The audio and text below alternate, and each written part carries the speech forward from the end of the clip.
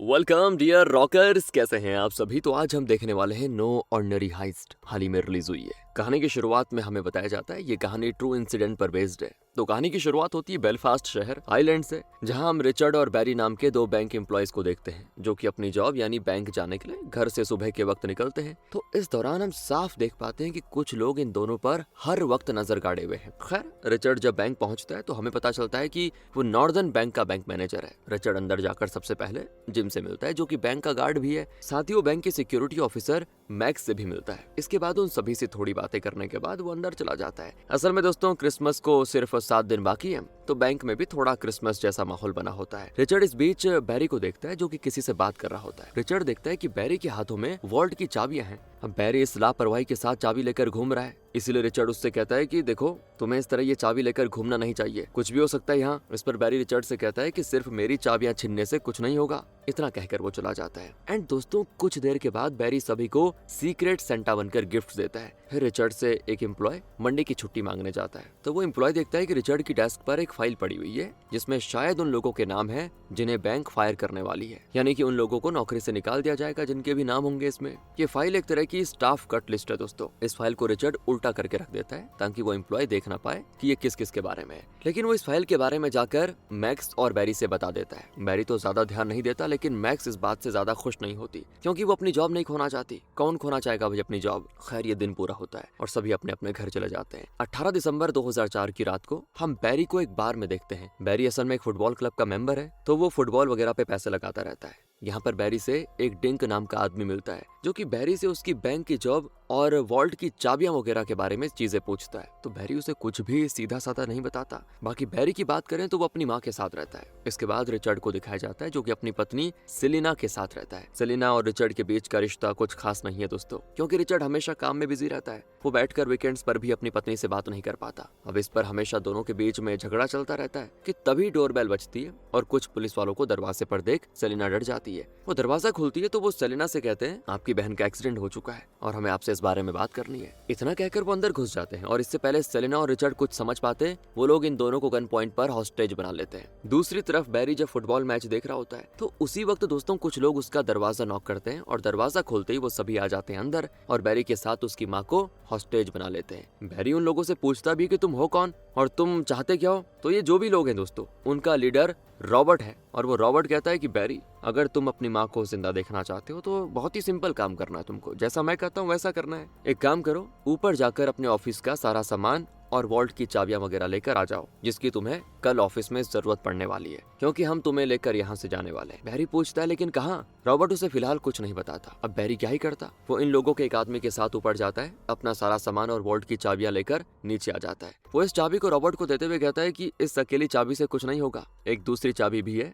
उसके बिना वॉल्ट नहीं खुलेगा। तो रॉबर्ट कहता है कि मुझे ये चाबी नहीं चाहिए, इसे तुम अपने पास रखो और तुम हमारे साथ चलो। साथ ही जैसा हम कहते हैं वैसा करो, नहीं तो यहाँ मेरा आदमी तुम्हारी माँ को मार देगा, पता भी नहीं चलेगा। बैरी कहता है कि मेरी माँ को कुछ नहीं होना चाहिए, उन्हें अस्थमा है, उनका इनहेलर यहीं ड्रॉर में रखा हुआ है। लेकिन रॉबर्ट उसकी पूरी बात सुने बिना बैरी को लेकर चला जाता है। और दूसरी तरफ यहाँ रिचर्ड के घर में जब सेलिना की आंख और मुंह पे टेप से कवर किया जा रहा होता है ना, तो वो कहती है कि टेप से नहीं बल्कि एक हेड से मेरा मुंह और आंख कवर कर दो। उसकी ये बात सामने वाला गुंडा मान लेता है और उसके चेहरे पर वो हेड डालकर उसको नीचे ले जाने लग जाता है। जिस दौरान सेलेना कहती है कि मुझे टॉयलेट जाना है, तो वो उसको टॉयलेट जाने देता है, लेकिन वहाँ उसके साथ मौजूद भी होता है और सेलेना को उसके सामने ही टॉयलेट वगैरह करनी पड़ती है। इसी बीच दूसरे कमरे में रिचर्ड के साथ बैरी को बिठाया जाता है। जी हाँ दोस्तों, रॉबर्ट बैरी के साथ यहाँ आ गया है रिचर्ड के घर। दोनों एक दूसरे को देखते काफी हैरान। रिचर्ड बैरी से कहता है कि तुम इन लोगों को जानते हो क्या। तो बैरी कहता है मैं नहीं जानता, इन्होंने आपकी पत्नी की तरह मेरी माँ को हॉस्टेज बनाया हुआ है, आप इनको जानते हो क्या। तो रिचर्ड कहता है कि मैं ऐसे लोगों के साथ उठता बैठता नहीं,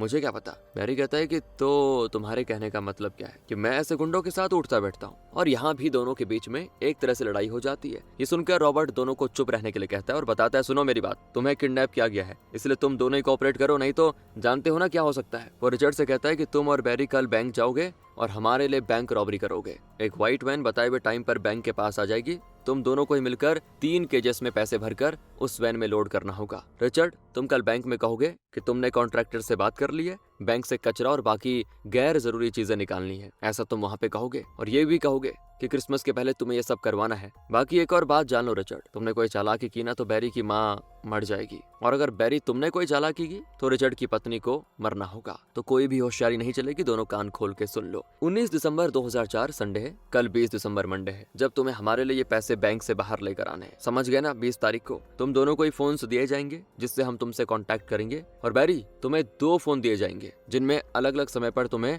अलग अलग इंस्ट्रक्शंस दिए जाएंगे। बाकी जैसा फोन पर कहा जाए वैसा तुम्हें करना है, और कल अगर हमारा ये काम कर दिया तो तुम्हारे फैमिली मेंबर्स को कुछ नहीं होगा। बाकी इस बीच मेरा कोई भी आदमी बैंक में कदम नहीं रखेगा। इसके बाद अगली सुबह होती है और रिचर्ड बैरी के साथ बैंक के लिए निकल जाता है, जहाँ पर रास्ते में रिचर्ड बैरी से कहता है कि तुम्हारे साथ आज बताओ मुझे ये करना पड़ रहा है, कैसी नौबत आ गई है मेरी। तो बैरी कहता है कि तुम मुझे बिल्कुल पसंद नहीं करते, ये मैं जानता हूँ, और ये भी जानता हूँ कि तुम कोई लिस्ट हेड ऑफिस भेजने वाले हो जिसमें उन एम्प्लॉयज का नाम होगा जिन्हें जॉब से निकाला जाएगा, है ना। और मुझे इतना भी पता है कि तुम मेरा नाम उसमें जरूर डाले होंगे या डालोगे, पर इस सब की मुझे नहीं पड़ी है, मुझे बस अपनी माँ को बचाना है, इसलिए जो वो लोग कहते हैं करो और अपनी पत्नी को भी बचाओ। रिचर्ड बोलता है कि तुम उन गुंडों की साइड तो लो गई, तुम उन्हें जानते जो हो, नहीं तो वो तुम्हें 2 फोन्स क्यों देते। अब बैरी कहता है दिमाग खराब है क्या तुम्हारा, अरे मुझे क्या पता 2 फोन्स क्यों दे रहे हैं, मेरा बस एक ही टारगेट है, अपनी माँ को बचाना। अब यहाँ भी बैरी और रिचर्ड में थोड़ा हाथापाई हो जाती दोस्तों, लेकिन रिचर्ड किसी तरह से गाड़ी संभाल लेता है, दोनों का गुस्सा शांत होता है, और बैरी रिचर्ड से कहता है ये हमें अपने लिए करना है। तुमने सोचा है मैक्स की नजरों से बचकर पैसे कैसे निकाल पाओगे, हमें उसे मारकर बेहोश करना होगा। तो रिचर्ड कहते हैं नहीं, हम कोई मारपीट नहीं करेंगे, जो भी करना है शांति से करना है, मैं नहीं चाहता कि मेरे किसी भी एम्प्लॉयज को चोट पहुंचे, मैं कुछ और सोच लूंगा, तुम चिंता मत करो। और दोनों इस बात पर राजी हो जाते हैं। तब रिचर्ड बैरी को थोड़ा पहले उतार देता है ताकि कोई भी इनको साथ में आते हुए देखकर शक ना करे, और खुद पहले वो बैंक पहुंच जाता है, जहाँ वो पहले जिम से गेट पे मिलता है। फिर मैक्स उससे सवाल करती है उसके सर की चोट के बारे में जो रिचर्ड को किडनैपर्स ने दे दी थी। रिचर्ड कहता है ये तो बस ऐसे कबर्ड से लग गई थी यार टकराने से। साथ ही वो मैक्स से ये भी कहता है कि मुझे एक चीज ख्याल आ रही है, आखिरी टाइम पर क्रिसमस से पहले ये जो बैंक है ना थोड़ा साफ सफाई करवा देते हैं अंदर की, इसीलिए कुछ लोग आकर फालतू और बिना इस्तेमाल की चीजें बैंक से लेके जाएंगे, जैसे टूटी टूटी चेयर्स वगैरह हो गई। मैक्स कहती है कि आप मुझे उसका परमिट दिखा देना, ठीक है, मैं उनको क्लियरेंस दे दूंगी। रिचर्ड कहता है ठीक है, अंदर जाकर देता हूँ। अभी वो ये कहकर बात टाल देता है क्योंकि उसे पहले कुछ चेक करना है दोस्तों। इसी बीच बैंक में बैरी भी आ जाता है। रिचर्ड सबसे पहले अपने केबिन में जाकर एक स्क्रू ड्राइवर निकालता है और सीधा लॉकर रूम में जाता है, जहाँ जेफ नाम का बंदा सफाई कर रहा होता है दोस्तों। वो जेफ से बैरी का लॉकर पूछकर उसके लॉक को तोड़ देता है और उसे बैरी के लॉकर में एक डायरी मिलती है, जिसे वो लेकर अपने केबिन में वापस आता है। असल में रिचर्ड को ना बैरी पे शक है कि कहीं वो उन किडनैपर्स के साथ मिला तो नहीं हुआ है। वो जब डायरी को देख रहा होता है तो उसमें बैरी ने कुछ हिसाब किताब टाइप किया होता है जो कि रिचर्ड को समझ नहीं आता। इसी बीच रिचर्ड की सेक्रेटरी उसे आकर बताती है कि आपको हेड ऑफिस में बात करनी है, उन्हें स्टाफ कट की लिस्ट भेजनी है आपको, जो कि आपने अभी तक नहीं भेजी। अब रिचर्ड जब हेड ऑफिस में अपने बॉस से बात कर रहा होता है तभी उसका फोन बजने लगता है, जो कि उसे किसने, किडनैपर्स ने दिया था, वही वाला फोन। रिचर्ड तुरंत भागते भागते वॉशरूम में जाकर फोन उठाता है और किडनैपर उससे कहता है ये कॉल सिर्फ तुम्हें चेक करने के लिए थी, अगर अब तुमने इतनी देर करी ना फोन उठाने में तो तुम्हारी बीवी सच में मर जाएगी, जैसे कॉल आए तुरंत उठाओ। इसी के साथ सीन बैरी की माँ की तरफ शिफ्ट होता है, जो कि किसी तरह की कैंची से अपने हाथ को खोलकर पहले कॉल करने की कोशिश करती है लैंडलाइन के जरिए, लेकिन इन लोगों ने तो लैंडलाइन भी तबाह कर दी थी। तो बैरी की माँ एक पेपर में हेल्प लिखकर उसे दरवाजे से बाहर फेंकने की कोशिश करती है, लेकिन दिक्कत ये होती है कि उसे किडनैपर देख लेता है, उसे काफी मारता भी है वो। फिर वो तुरंत बैरी को कॉल करके बता देते हैं कि तुम्हारी माँ बहुत ही होशियारी कर रही है, अपनी माँ को समझा लो नहीं तो बचेगी नहीं बेचारी। बैरी बहुत ज्यादा रोता है अपनी माँ के लिए, लेकिन कोई फायदा नहीं होता दोस्तों। ये फोन कटने के बाद उसके दूसरे फोन पर एक और कॉल आता है। ये कॉल रॉबर्ट का होता है। वो बैरी से कहता है कि तुम्हें शाम 6:25 तक बैंक से 1 मिलियन निकालकर हमें देना है कैसे भी करके, और तुम ये कैसे करोगे मुझे नहीं पता, बाकी का इंस्ट्रक्शंस तुम्हें उसी वक्त दिया जाएगा कि पैसे कहाँ पे लेके आना है। अब ये बात बैरी रिचर्ड से जाकर कहता है और साथ ही वो एक बैग अपने लॉकर से जाकर निकाल लेता है, जहाँ जो जेफ था ना दोस्तों लॉकर रूम में, वो बैरी से कह देता है कि रिचर्ड ने तुम्हारे लॉकर को तोड़ा था पता है, पर बैरी इस पर ध्यान नहीं देता। वो उस बैग को ले जाकर अंदर जाने लग जाता है और साथ ही वो रिचर्ड से भी 5 मिनट में वहां आने के लिए कहता है। इसी बीच रिचर्ड मैक्स से बात करके उसे मनाने की कोशिश करता है कि बैंक से सभी कबाड़ वगैरह ले जाने के लिए क्लियरेंस दे दो, लेकिन मैक्स अपनी बात पे कायम होती है कि मैं पहले कॉन्ट्रैक्टर से बात करना चाहती हूँ, आप मुझे एक काम करिए उसका नंबर दे दो। इस बात पर रिचर्ड कॉल कट कर देता है और जल्दी से वो बैरी के पास आता है, बैंक के वॉल्ट के पास जहाँ सारे पैसे रखे हुए हैं। ये दोनों सीसीटीवी कैमरास में दिख रहे होते हैं दोस्तों, जिन पर लगातार मैक्स नजर बनाए हुई होती है। रिचर्ड और बैरी के पास वॉल्ट की अलग अलग चाबियां हैं, जिसको लॉक में डालकर साथ में घुमाने पर वॉल्ट ओपन होता है। दोनों साथ में चाबियां घुमाकर वॉल्ट को खोलते हैं। रिचर्ड अब एक केज को सीसीटीवी कैमरा के सामने रख रख देता है दोस्तों। जिसके बाद क्या होता है, अंदर जाकर बैरी पैसे निकालने में बड़ा बिजी हो जाता है और बैग भरने लग जाता है। हाँ, अंदर लॉकर में कोई भी सीसीटीवी नहीं है दोस्तों। तो यहाँ पर पैसे निकालते वक्त रिचर्ड बैरी का कॉलर पकड़कर उससे कहता है कि तुम उन लोगों से मिले हुए हो ना, तभी तुम ये बैग लेकर आए हो आज। तो बैरी रिचर्ड को धक्का देते हुए कहता है, क्या बकवास कर रहे हो, ये बैग मैं पिछले 6 महीनों से यहाँ पे रखा हुआ हूँ, ये मैं अपनी ट्रेनिंग के लिए लेके जाता हूँ। और यहाँ बैरी दोस्तों फुटबॉल ट्रेनिंग की बात कर रहा है। वो रिचर्ड से कहता है कि जब तुमने मेरा लॉकर तोड़कर अंदर देखा तो ये नहीं दिखा क्या तुमको वहाँ पे? एक बात समझ लो, मेरी माँ की जान खतरे में है और मैं कभी भी अपनी माँ के साथ ऐसा होने नहीं दूंगा। उनके अलावा मेरा इस दुनिया में कोई है भी नहीं, इसलिए बस उनको बचाने के लिए मैं ये सब कर रहा हूँ। अब जब बैरी ने रिचर्ड को धक्का दिया था तो रिचर्ड केज से टकरा कर गिर गया था। उसे गिरते हुए मैक्स ने कैमरे के जरिए देख लिया और वो तुरंत रिचर्ड के पास आती है। जहाँ आने के बाद रिचर्ड से कहती है, क्या हो गया, क्या हुआ था? तो रिचर्ड उससे कहता है कि केज को धक्का देते वक्त मैं अचानक से गिर पड़ा, बस और कुछ भी नहीं। तब मैक्स रिचर्ड के माथे पर पसीना देखकर कहती है, तुम ठीक तो हो ना, कोई दिक्कत है क्या? रिचर्ड कहता है, हाँ बिल्कुल ठीक हूँ। इसके बाद मैक्स वहाँ से चली जाती है, जिसके तुरंत बाद बैरी का फोन बजता है, जिसे जब वो उठाता है तो वॉइस क्लियर नहीं आती। ये देख वो जल्दी से बाहर की तरफ जाता है और इसी बीच रिचर्ड की सेक्रेटरी उसके पास आकर कहती है, अरे आपने लिस्ट बनाकर भेजी नहीं? तो हेड ऑफिस ने देखो खुद ही लिस्ट बनाकर भेजी हुई है, आपको बस सभी को इन्फॉर्म करना है। अब ये लिस्ट असल में स्टाफ को कट करने की लिस्ट है, जिसमें उन लोगों के नाम है जिनको नौकरी से निकाल दिया जाएगा। रिचर्ड देखता है कि इस लिस्ट में बैरी और मैक्स का नाम भी शामिल है। इसके बाद रिचर्ड की सेक्रेटरी वापस ऊपर चली जाती है। बाकी बैरी वापस आ चुका होता है, जो कि रिचर्ड के पूछने पर बताता है कि उन लोगों ने बस चेक करने के लिए फोन किया था, बाकी मैंने उनसे कह दिया है कि हम वॉल्ट में हैं तो वहाँ पे नेटवर्क नहीं आता, तो इसीलिए फोन उठाने में थोड़ी देरी हो सकती है। ये दोस्तों किडनैपर्स की बात कर रहा है, ठीक है, कि उनको कहा। इतना कहने के बाद बैरी बैग में बाकी के पैसे भरकर पूरे 1 मिलियन यूरोज लेकर निकल जाता है और तभी रिचर्ड के फोन पर कॉल आता है। वो जल्दी से ऊपर की तरफ जाकर कॉल को करता है रिसीव। उसे किडनैपर्स इंस्ट्रक्शंस देते हैं कि तुम सभी एम्प्लॉयज को आज जल्दी ऑफिस से भेज दो। तो बस रिचर्ड तुरंत अपनी सेक्रेटरी से कहता है कि सभी से बोल दो वो अभी के अभी घर जा सकते हैं, उनकी फुल अटेंडेंस 9 बजे तक चलेगी, लेकिन वो अभी जा सकते हैं, क्रिसमस का टाइम है तो शॉपिंग कर लेंगे अपने लिए। रिचर्ड की सेक्रेटरी इस बारे में सभी से कह देती है। मैक्स को जब पता चलता है ना कि रिचर्ड ने सभी को जाने के लिए कह दिया है, तो वो उससे आकर कहती है कि तुम्हें जब सभी को आज जल्दी छोड़ना था तो मुझे पहले क्यों नहीं बताया इस बारे में? रिचर्ड कहता है, एक्चुअली दिमाग से निकल गया था, वो आज मेरा दिमाग कुछ ठिकाने पे नहीं है ना। हाँ, मैक्स कहती है, वो तो दिख ही रहा है, तुमने अभी तक लिस्ट बना ली होगी कि किसे निकालना है और किसे रखना है। रिचर्ड कहता है कि मैक्स तुम मेरा विश्वास करो, तुम्हारा नाम उस लिस्ट में नहीं है और बाकी तुम भी क्रिसमस शॉपिंग के लिए जा सकती हो, मैं और बैरी है ना यहाँ पे, हम दोनों संभाल लेंगे। तो मैक्स बोलती कि रिचर्ड देखो, मुझे छुट्टी नहीं चाहिए बल्कि जॉब चाहिए और ये बात तुम याद रखना। इतना कहकर वो चली जाती है। उधर बैरी जब बैग लेकर निकल रहा होता है ना बाहर, तो दरवाजा खोलने से पहले जिम उससे उसके बैग खोलकर देखने के लिए कहता है। अब बैरी तो ऐसा दिखावा करता है कि बैग की चेन अटक गई और वो खुल नहीं रही, मगर तब तक वहाँ पे बाकी का स्टाफ आ जाता है। उन सभी को रिचर्ड ने छुट्टी दे दी थी, इसीलिए वो सभी जा रहे थे, तो जिम को दरवाजा खोलना पड़ जाता है, जिस दौरान मौके का फायदा उठाकर बैरी भी निकल जाता है और जिम उसको जाते हुए देखकर इस पर ज्यादा ध्यान नहीं देता। अब दोस्तों बैरी को जहाँ पर पैसे पहुँचाने के लिए बोला गया होता है ना,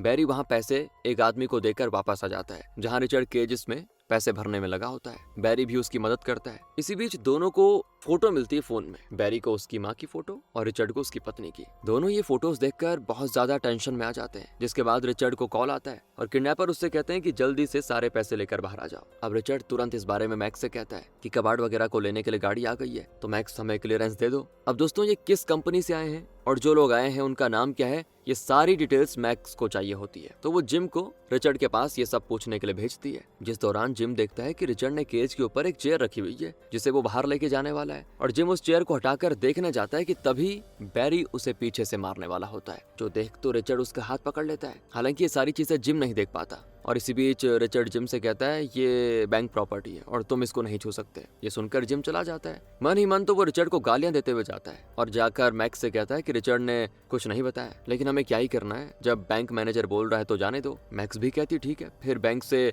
ट्रैश और कबाड़ वगैरह ले जाने देते हैं, वैसे भी इसकी पूरी जिम्मेदारी रिचर्ड की होगी, मुझे कोई फर्क नहीं पड़ेगा। दोस्तों रिचर्ड ने 3 केजेस में पैसे रखे होते हैं और उन केजेस को ब्लैक गार्बेज पॉलिथीन के जरिए चारों तरफ से कवर किया होता है। दोनों मिलकर तीनों केजेस लेकर बाहर की तरफ जा रहे होते हैं। जिम दरवाजा खोलने जाता है और इसी वक्त थोड़ी देर के लिए मैक्स की नजर भी कैमरे से हटती है और तभी अचानक से बैरी एक केज को गिरा देता है, जिसमें से सारे पैसे बाहर आ जाते हैं। रिचर्ड फिर बैरी के साथ मिलकर जल्दी से सारे पैसे उस केज में वापस रखता है और मैक्स जब तक देखती तब तक दोनों ने पैसे वापस रख दिए होते हैं, बच गए। और फिर जब जिम मेन डोर को खोलता है तो ये लोग बाहर तीनों केजेस के साथ पहुंच जाते हैं, जहां एक वैन खड़ी होती है। रिचर्ड और बैरी तीनों केजेस को वैन में चढ़ाते हैं और जो 2 लोग वैन में आए थे ना, उनके पास गन होती है। वो अपने साथ बैरी को भी लेकर चले जाते हैं। रिचर्ड पूछता भी कि तुम इसको क्यों लेकर जा रहे हो, तो वो कहते हैं कि ये हमारा इंश्योरेंस है, तुम अंदर जाओ और अगले फोन का इंतजार करो। तो रिचर्ड उस वैन के जाने के बाद अंदर बैंक में आ जाता है और वो सोचने पर मजबूर हो जाता है कि शायद बैरी इन लोगों से मिला हुआ है, तभी वो बैरी को लेकर अपने साथ फरार हो गए हैं। ये सारी बातें सोचते सोचते जब रिचर्ड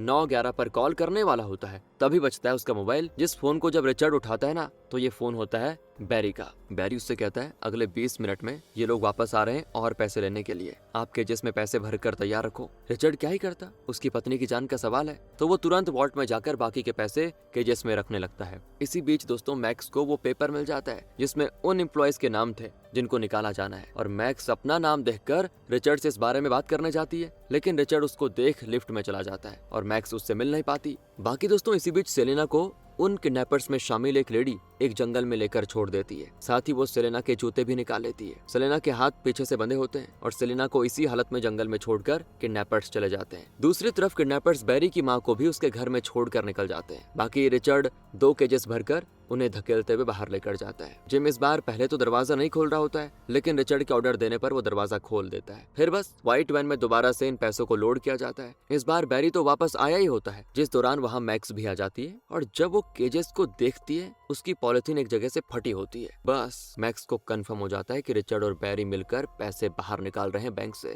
अब दोस्तों मैक्स रिचर्ड को बहुत ही अच्छी तरीके से जानती है कि रिचर्ड बिना किसी मजबूरी के ऐसा काम तो नहीं करेगा, जरूर कुछ मजबूरी होगी, इसीलिए वो कुछ नहीं कहती और चुपचाप वहां से चली जाती है। और यहाँ पे हमें साफ नहीं दिखाया जाता कि मैक्स ने ऐसा क्यों किया। वो शायद इन रॉबर्ट से मिली भी थी या फिर कुछ और, पता नहीं। या क्या पता उसने ये सोचा होगा कि अगर मैं कुछ हल्ला हंगामा करती हूँ तो ये लोग कहीं रिचर्ड और बैरी को मार न डालें, इसीलिए उसने एक्शन नहीं लिया और न ही पुलिस को कॉल किया। पर दोस्तों मेरा मानना है कि मैक्स ने स्टाफ कट वाली लिस्ट को देख लिया था, तो उसे कंफर्म हो गया था कि मेरी तो जॉब जाने वाली है, तो फिर मैं क्यों ही बैंक की मदद करूं। बाकी आपका इस बारे में क्या कहना है जरूर बताइएगा। इस बार रॉबर्ट भी आया होता है। वो बैरी और रिचर्ड से कहता है तुम अब 1 घंटे यहीं पे इंतजार करो, उसके बाद तुम अपनी जिंदगी में वापस लौट सकते हो। इतना कहकर रॉबर्ट वैन में बैठकर निकल जाता है। बाकी रिचर्ड और बैरी अंदर आ जाते हैं, जहाँ रिचर्ड बैरी को उसकी डायरी देते हुए कहता है तुमने इसमें कुछ नामों के साथ उनके हिसाब लिखे हुए हैं, तो मुझे लगा ये सभी किडनैपर्स को मिलने वाले शेयर तुमने लिखे हुए हैं इसमें पहले से। इस पर बैरी हंसते हुए कहता है ये मेरे फुटबॉल क्लब के मेंबर्स की फीस है, मुझे कंप्यूटर्स में सब लिखना नहीं पसंद, इसीलिए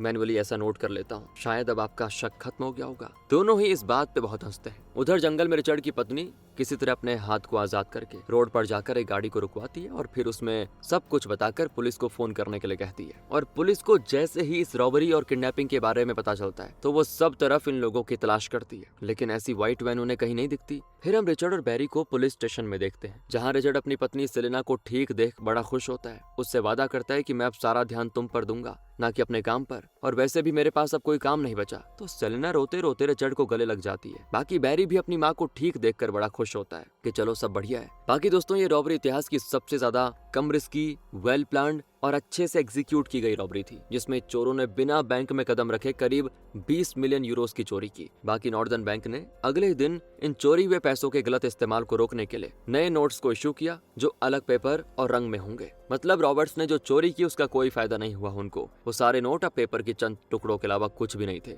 कुछ जगहों पर काफी सारे नोटों को हम चलते हुए देखते हैं। इस रॉबरी के इल्जाम से पुलिस ने रिचर्ड को तो तुरंत छोड़ दिया, लेकिन बैरी पर अगले 2 साल तक मुकदमा चला, जिसमें वो बेगुनाह साबित हुआ। इसके अलावा दोस्तों पुलिस को रॉबर्ट्स और किडनैपर्स के बारे में कुछ भी नहीं पता चला। करीब 2 साल कई डिटेक्टिव्स और अलग अलग एजेंसीज ने इसको इन्वेस्टिगेशन करा, लेकिन उन्हें कहीं भी कुछ नहीं मिला। 2004 से आज तक किसी को नहीं पता कि ये रॉबरी किसने की और वो लोग कहाँ गायब हो गए। उनका गैंग आज तक पता नहीं चल पाया, जबकि इनकी टीम काफी बड़ी थी। तो बस इसी के साथ ये कहानी खत्म होती है। ये एक तरफ से कह दीजिए तो डॉक्यूमेंट्री थी। मिलते हैं आपसे अगली वीडियो में, ध्यान रखेगा अपना। Thanks for watching.